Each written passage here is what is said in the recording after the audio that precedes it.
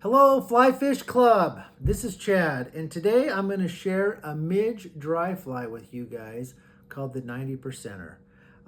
It's a super cool fly, and you've probably never seen anything quite like it before.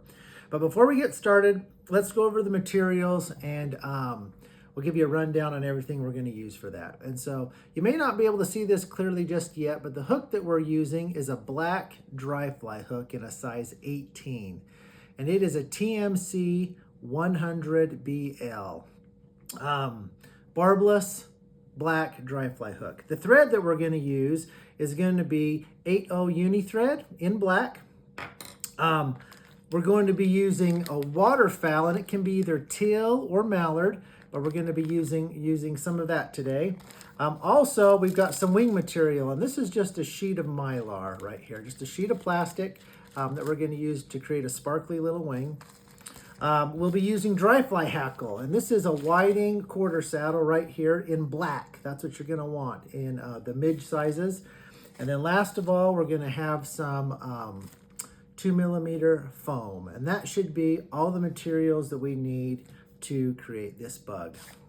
And so let's zoom in on this hook, and we'll get started tying it. And then after we tie it, we'll give you a quick breakdown on what everything is. Okay, so we've got our hook in the vise. It's in really good position. Got a good bite on the down on the bend of that hook. And I'm going to start my thread right in the center of the hook shank.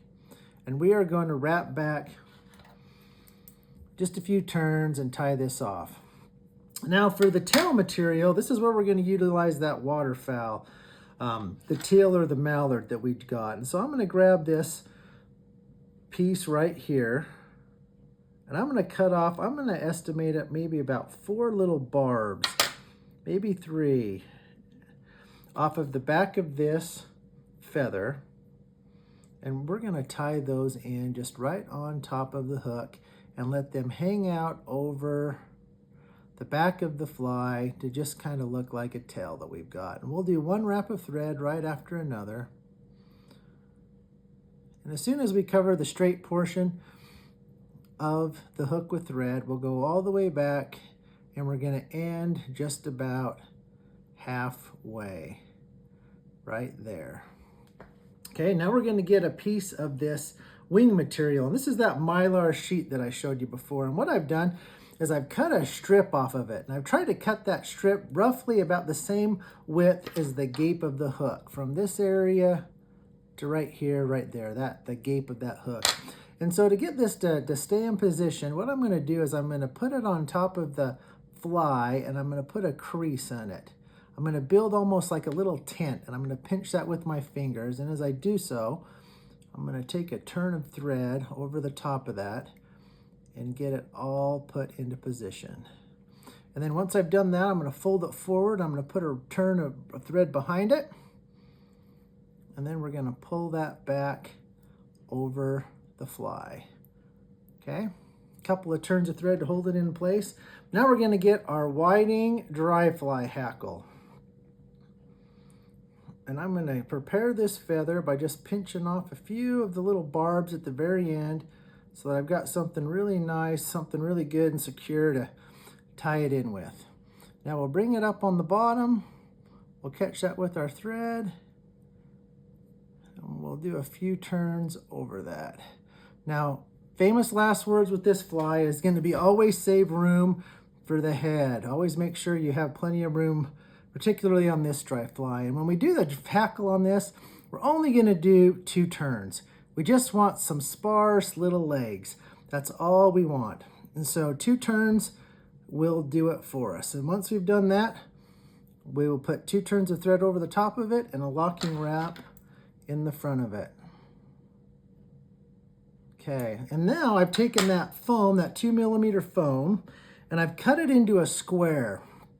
Okay, and so I'm going to put this right at the very end of that fly. And so if you look at this piece of foam, it's relatively thin, and I've tried to make it just relatively square when I cut it off of that block with the razor blade. And so we're going to come in here we're going to catch that material with a couple of wraps of thread. And now we've done just about everything we need to do to kind of create this fly. Okay, and the last thing we'll have to do is trim it. And so I'll hold all this up. We're going to put a couple of whip finishes right here at the very end.